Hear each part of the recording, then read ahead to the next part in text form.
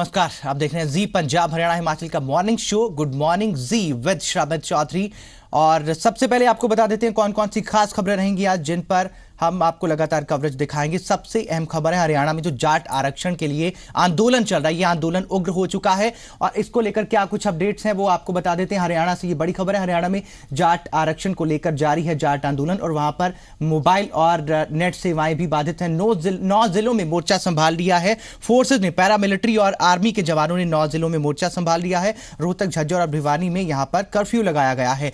और इसके बाद पंजाब की बड़ी खबर है, पंजाब से बड़ी खबर क्या है वो आपको बता देते हैं। होशियारपुर, नवांशहर और जलंधर में सीएम बादल का आज दौरा है और वहां पर करोड़ों के प्रोजेक्ट्स का वो शिलान्यास करेंगे, आधारशिला रखेंगे, करोड़ों के प्रोजेक्ट्स का वो उद्घाटन करेंगे। ये कुछ जानकारियां मिल रही हैं और अब हम आगे बढ़ेंगे इन खबरों के बाद। और सबसे पहले हम बात करते हैं डिटेल में खबरों की। जो जाट आरक्षण को लेकर जुड़ा हुआ आंदोलन है, हरियाणा में आरक्षण को लेकर चल रही जाट आंदोलन की चिंगारी और ज्यादा सुलग गई है। रोहतक और भिवानी समेत प्रदेश के कई हिस्सों में हालात बिगड़ते देख 8 जिलों के लिए आर्मी को बुलाया गया है और रोहतक, झज्जर, भिवानी में कर्फ्यू लागू कर दिया गया है। दंगाइयों को देखते ही गोली मारने के आदेश हैं।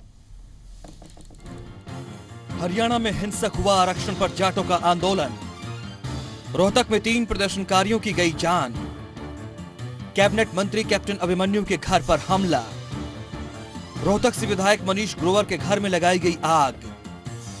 झज्जर के डीघल में पुलिस चौकी को लगाई आग। रोहतक, भिवानी में कर्फ्यू। मैं मानता हूं कि आज की इस अपील के बाद, जो कि विपक्षी नेताओं ने भी सर्वे की है, सरकार ने भी की है, इसका असर आज होना चाहिए और आज ये एजिटेशन समाप्त होना चाहिए, ऐसा मैं मान के चलता हूं। सर्वदलीय बैठक के बाद सीएम साहब को उम्मीद थी कि जाट मान जाएंगे और आंदोलन खत्म हो जाएगा, लेकिन हरियाणा में आरक्षण को लेकर सुलगी जाटों के आंदोलन की चिंगारी और ज्यादा भड़क गई। आलम यह हो गया कि रोहतक और भिवानी में कर्फ्यू लगा दिया गया।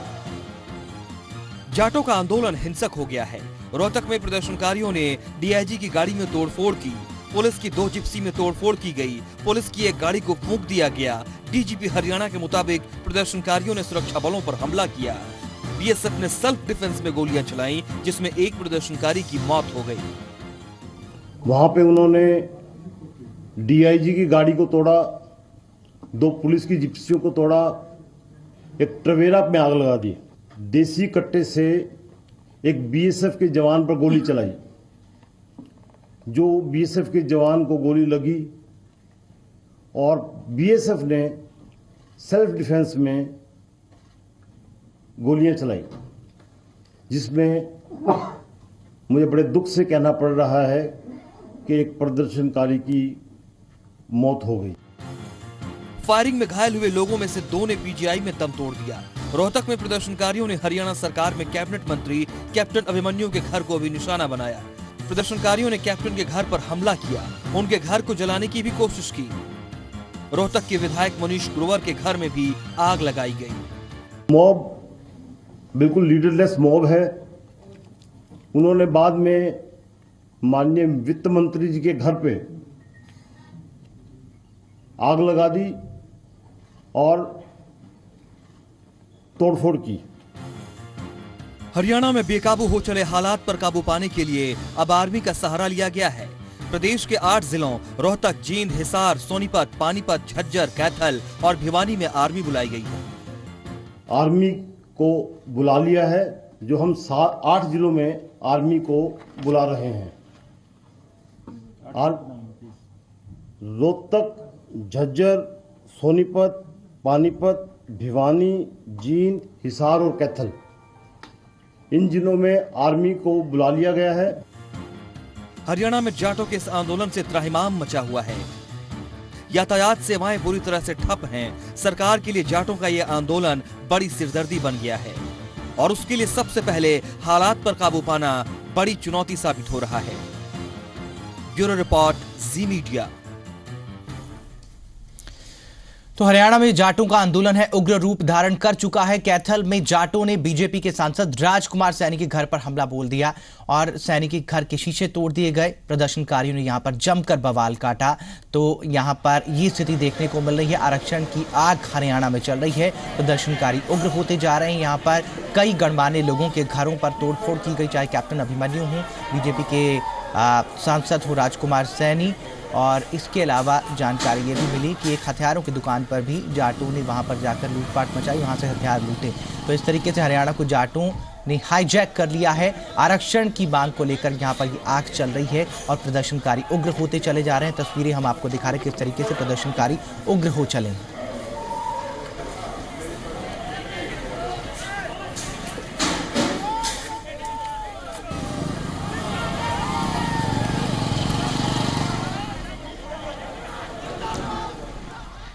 और अब आपको बताते हैं कि हरियाणा में कौन कौन से रास्ते आंदोलन की वजह से बंद हैं, बाधित हैं।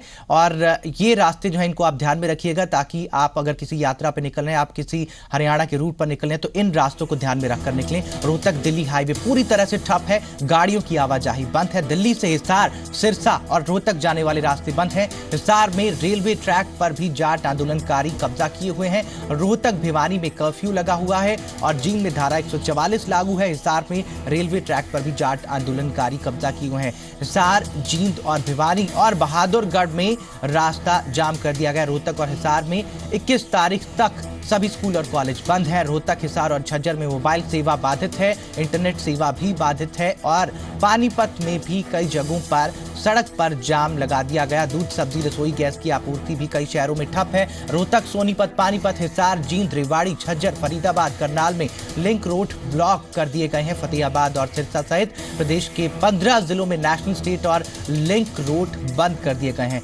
कहां-कहां है जाम और सड़क मार्ग प्रभावित हैं, रेल मार्ग प्रभावित हैं, उसकी तस्वीर हमने आपको बताई। अगर आप हरियाणा की तरफ निकल रहे हैं तो इन रूट का ध्यान जरूर रखिएगा।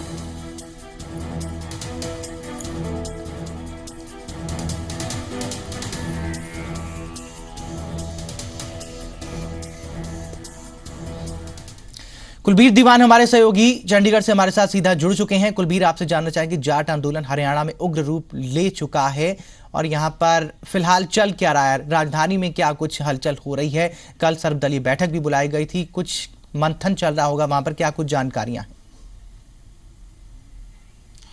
बिल्कुल शामित, क्योंकि जाट आंदोलन अब काफी ज्यादा उग्र रूप ले चुका है और जिस तरह से सरकार पूरा दिन कल मंथन करती रही, सर्वदलीय बैठक भी बुलाई, उसके बावजूद भी कोई हल नहीं निकला। हालांकि मुख्यमंत्री ने सर्वदलीय बैठक के बाद ये एक उम्मीद जताई थी कि जो आंदोलन है वो शाम तक शांत हो जाएगा, लेकिन उसके उल्ट बिल्कुल आंदोलन ने जिस तरह से उग्र रूप धारण किया और रोहतक में यहाँ तक के फाइनेंस मिनिस्टर हैं जो हरियाणा के कैप्टन अभिमन्यु, उनके घर में भी तोड़फोड़ की गई और इसके अलावा भी और कई जगह आगजनी की गई। तो निश्चित तौर पर कहीं ना कहीं सरकार को अब कानूनी जो एक कड़ा कदम था वो उठाना था और रात जो है 3 शहरों में कर्फ्यू लगा दिया गया है और इसके अलावा 8 जिलों में आर्मी बुलाई गई है और फिलहाल जो स्थिति है वो तनावपूर्ण बनी हुई है। और जिस तरह के हालात कल दिन भर में डेवलप हुए हैं जाट आंदोलन को लेकर, तो निश्चित तौर पर कहीं ना कहीं सरकार के सामने एक चुनौती थी। हालांकि सरकार अभी भी कह रही है कि बातचीत के रास्ते जो हैं वो खुले हुए हैं, बातचीत के जरिए यदि इस समस्या का हल निकलता है तो सरकार उसको प्राथमिकता देगी। लेकिन सरकार ने अब कहीं ना कहीं दिखा दिया है कि यदि बातचीत के जरिए रास्ता नहीं निकलता तो एक सख्ती भरा कदम भी सरकार उठा सकती है, क्योंकि पैरामिलिट्री फोर्स जो है वो लगा दी गई है। 8 जिलों में फोर्स जो है वो तैनात कर दी गई है और जिस तरह से रोहतक, भिवानी और झज्जर में कर्फ्यू लगाया गया है और देखते ही दंगाइयों को गोली मारने के आदेश दे दिए गए हैं, तो निश्चित तौर पर कहा जा सकता है कि सरकार को ये कड़ा कदम अब उठाना पड़ा है। हालांकि सरकार का अभी भी यही कुलबीर, मैं यहीं से आपसे अगला सवाल पूछूंगा। यही सवाल है अगला कि जिस तरीके से पैरामिलिट्री फोर्सेस बुला ली गई हैं, फोर्सेस लगा दी गई, कर्फ्यू की स्थिति भी यहां पर बन चुकी है, तो अब बातचीत के रास्ते पूरी तरह से बंद हैं, बस यही सख्त रुख अख्तियार करना पड़ेगा अब आंदोलन को शांत करने के लिए। देखिए शमित, इससे पहले जिस तरह से पिछले एक हफ्ते से लगातार जाट आंदोलन जारी है, तो निश्चित तौर पर कहीं ना कहीं जिस तरह से मुख्यमंत्री मनोहर लाल खट्टर के साथ भी जाट नेताओं की बात हुई, लेकिन 2 बार वो बात जो है वो विफल हुई, यानी कि समस्या का समाधान नहीं निकल पाया। यहाँ पर बातचीत होती थी तो कई गुटों में जो जाट नेता है वो बट जाते थे। तो लगातार सरकार ये अपील कर रही थी कि बातचीत के जरिए यदि एक रास्ता निकाला जाए तो ज्यादा बेहतर होगा और जिस तरह से कल एक सर्वदलीय बैठक भी बुलाई गई थी जिसमें सर्वदलीय बैठक बुलाई गई, लेकिन उसमें निकला कुछ नहीं। कुलबीर, सर्वदलीय बैठक में निकला कुछ नहीं। यहाँ पर दिल्ली में भी मंथन हो रहा था, कई मंत्री यहाँ पर लगे हुए थे।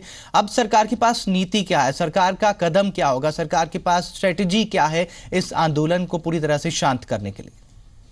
क्या बताते हैं आपके सूत्र? देखिए, सरकार ने अपने दोनों तरह के रुख जो है स्पष्ट कर दिए हैं, क्योंकि सरकार एक तरफ जो नरमी वाला रवैया है वो अभी भी अपनाए हुए है। अभी भी सरकार ये कह रही है कि बातचीत के रास्ते खुले हैं, लेकिन सरकार ने दूसरी तरफ जो अपनी कड़ी कार्रवाई है उसके भी कहीं ना कहीं संकेत दे दिए हैं। जिस तरह से 8 जिलों में फोर्स को तैनात कर दिया गया है और दंगाइयों को 3 जगह कर्फ्यू जहां पे लगाया गया है, दंगाइयों को वहां पे देखते ही गोली मारने के आदेश दे दिए गए हैं। तो निश्चित तौर पर कहीं ना कहीं सरकार ने अपने कड़े तेवर भी दिखा दिए हैं। यानी सरकार के सामने ये जरूरी हो गया है कि इस आंदोलन को यहीं पे खत्म किया जाए, क्योंकि लगातार एक आम जनता जो है वो लगातार समस्याओं में घिरती जा रही है। साथ ही सरकार की जो मुश्किलें हैं वो भी बढ़ती जा रही हैं। जिस तरह से मुख्यमंत्री मनोहर लाल खट्टर ने रात प्रधानमंत्री से भी बात की थी और राजनाथ सिंह गृह मंत्री से भी बातचीत की थी और तमाम हालातों की पूरी जानकारी जो है उनको दी थी, उनसे अवगत करवाया। चलिए, अभी मंथन ही चल रहा है यहाँ पर, आंदोलन पर कैसे काबू पाया जाएगा इसकी अभी कोई ठोस नीति नजर नहीं आ रही, लेकिन स्ट्रिक्ट एक्शन जो है लेना शुरू कर दिया गया। पैरामिलिट्री फोर्सेस हैं,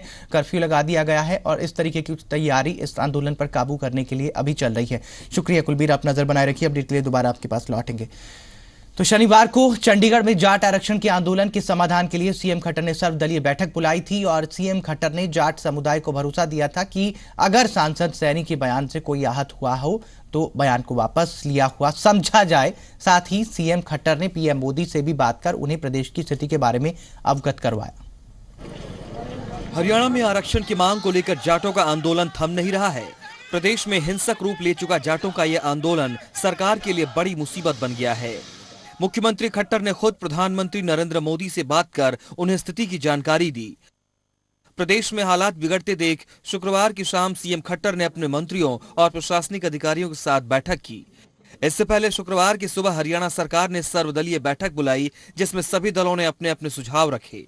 बैठक के बाद सीएम खट्टर ने जाटों से आंदोलन को खत्म करने की अपील करते हुए कहा कि सरकार जाट आरक्षण विरोधी नहीं है, आंदोलन को खत्म कर बातचीत से समाधान निकल सकता है। इस स्थिति का स्थायी समाधान के लिए हम जैसे पहले प्रयत्नशील है। मैं फिर विश्वास दिलाता हूं कि आरक्षण के हम विरोध में नहीं है, बल्कि जो आरक्षण को दिए जाने का रास्ता है, जो संभव रास्ता है, उसको खोलने के लिए चाहे पहले बातचीत हो गई है, उसमें हमने सब बता दिया है, अभी भी एजिटेशन को समाप्त करें, बातचीत के रास्ते खुले हैं, स्थायी समाधान हम सबके सहयोग से करना चाहते हैं। सीएम खट्टर ने आंदोलन कर रहे अलग अलग जाट संगठनों को यह भी भरोसा दिलाया कि अगर सांसद राजकुमार सैनी के बयान से कोई आहत हुआ है तो सैनी का बयान वापस लिया समझा जाए। मैं सब लोगों को विश्वास दिलाता हूं कि यदि राजकुमार सैनी के किसी बयान से किसी को कोई ठेस पहुंची है तो वो बयान वापस लिए माने जाए। सर्वदलीय बैठक में शामिल हुए विपक्ष ने जाट समुदाय से आंदोलन खत्म करने की अपील तो की, लेकिन उन्होंने आंदोलन के लिए सरकार और बीजेपी के नेताओं की बयानबाजी को ही जिम्मेदार ठहराया। हमने यही कहा कि भाई इसके जिम्मेवार कौन है, और ये तकरीबन सबने स्वीकार किया कि जो बयानबाजी हुई विरोधाभासी, इन लोगों ने भी वो बात कही, तो उससे जो है ऐसी स्थिति बनी है। जिनके कारण ये माहौल खराब हुआ है, उनकी पार्टी के सांसद श्री राजकुमार सैनी ने जिस प्रकार से बयानबाजी करी है, पहले उनसे माफी मंगवाएं ताकि हरियाणा प्रदेश का माहौल ठीक रहे। क्योंकि आप सत्र बुलाएं, सत्र बुलाकर उसके अंदर आप एक बिल लेकर आएं, बाकी उस पर फैसला क्या होना है वो सरकार बताएगी। रोहतक में हालात बिगड़ने के बाद अब पूरे प्रदेश में जाटों का यह आंदोलन उग्र होता जा रहा है। सरकार समेत विपक्षी दल भी जाट समुदायों से हिंसक रास्ता न अपनाने की अपील कर आंदोलन को खत्म करने की अपील कर रही हैं, लेकिन प्रदेश में उसका असर होता कम ही दिख रहा है। कुलबीर दीवान, जी मीडिया, चंडीगढ़। और इस बीच केंद्रीय गृह मंत्री राजनाथ सिंह ने लोगों से शांति बनाए रखने की अपील की है। विनम्रता पूर्वक सभी हरियाणा के बहनों भाइयों से अपील करता हूं कि वह शांति व्यवस्था बनाए रखें।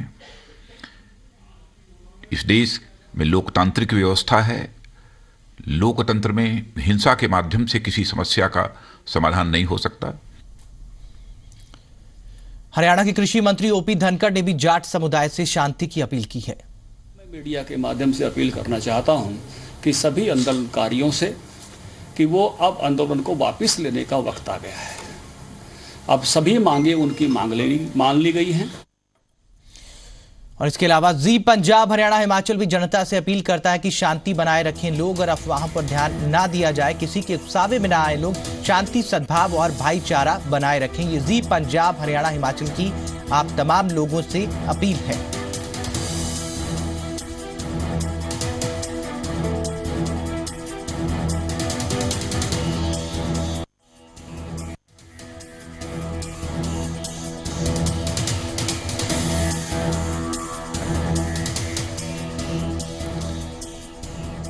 कुछ और खबरों का रुख करते हैं। अरविंद केजरीवाल की एक तस्वीर ने पंजाब में आम आदमी पार्टी को मुसीबत में डाल दिया है। केजरीवाल और सिख दंगों के आरोपी जगदीश टाइटलर की मुलाकात की एक तस्वीर सामने आई, जिसके बाद विरोधियों ने केजरीवाल पर सियासी हमले शुरू कर दिए। 84 सिख दंगों के आरोपी जगदीश टाइटलर की दिल्ली के सीएम अरविंद केजरीवाल के साथ फोटो सोशल मीडिया पर वायरल हो गई है। तस्वीर ने पंथक हलके में हलचल पैदा कर दी है।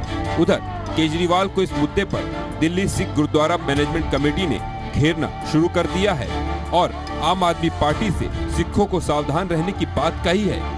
दिल्ली सिख गुरुद्वारा प्रबंधक कमेटी के अध्यक्ष मनजीत सिंह जीके ने तो पूरे मामले में जांच की मांग की है। साथ ही कहा है कि हम सच्चाई को जनता के सामने लेकर जाएंगे।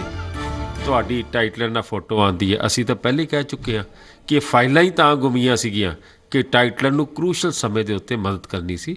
ਮੈਂ ਸਮਝਦਾ ਕਿ ਇਹ ਸਾਰਾ ਇਨਕੁਆਇਰੀ ਦਾ ਮੈਟਰ ਹੈ ਔਰ ਇਹਨਾਂ ਦੇ ਇਹ ਕਿਹਦੇ ਨਾਲ ਸਾਂਝ ਕਰ ਸਕਦੇ ਨੇ ਤੁਸੀਂ ਸੋਚ ਨਹੀਂ ਸਕਦੇ।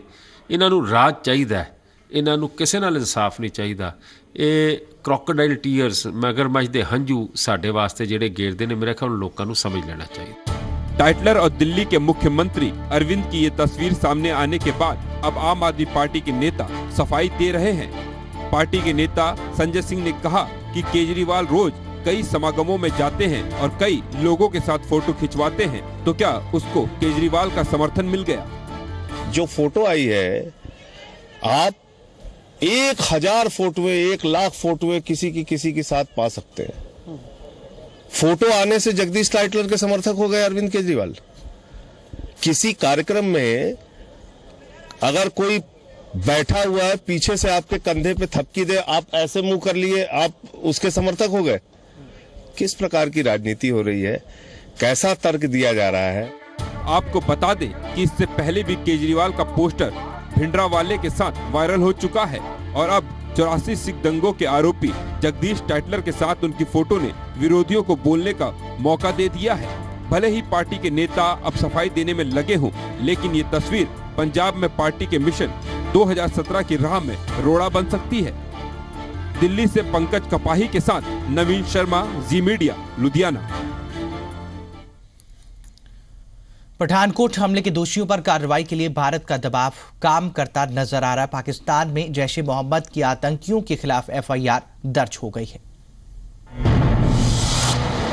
भारत की तरफ से आतंकवाद के खिलाफ छिड़ी गई जंग में जीत की तरफ पहला कदम बढ़ चुका है और ये दस्तावेज उसी का सबूत है।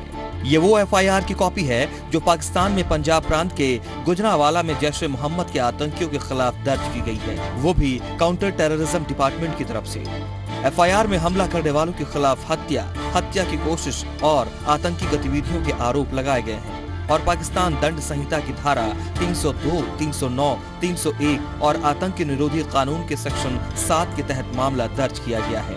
जैश ए मोहम्मद का नाम लिया गया और साथ ही ये कहा गया है कि 7 अज्ञात लोग, उनके खिलाफ मामला दर्ज किया गया, एफआईआर दर्ज की गई है और ये कहा जा रहा है कि जल्द से जल्द कार्रवाई और इसकी इन्वेस्टिगेशन करने के लिए कहा गया है। पाकिस्तान की इंटीरियर आंतरिक सुरक्षा मामलों की के मंत्रालय द्वारा। गृह मंत्रालय के उप सचिव एहतजाजुद्दीन इस मामले में मुख्य शिकायतकर्ता हैं।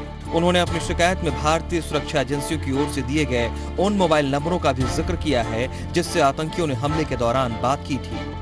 अब आज जो नजर आ रही है कि जो एफआईआर दर्ज हुई है वो बड़ी अहम है। ये आप प्रेशर कहें या आप ये वो कहें कि पाकिस्तान की जो पहल है, पाकिस्तान ने जो जिस तरह बात की थी कि अगर एविडेंस फराहम किए जाएंगे तो उसके तहत जो है पाकिस्तान यकीनी तौर पर कार्रवाई करेगा।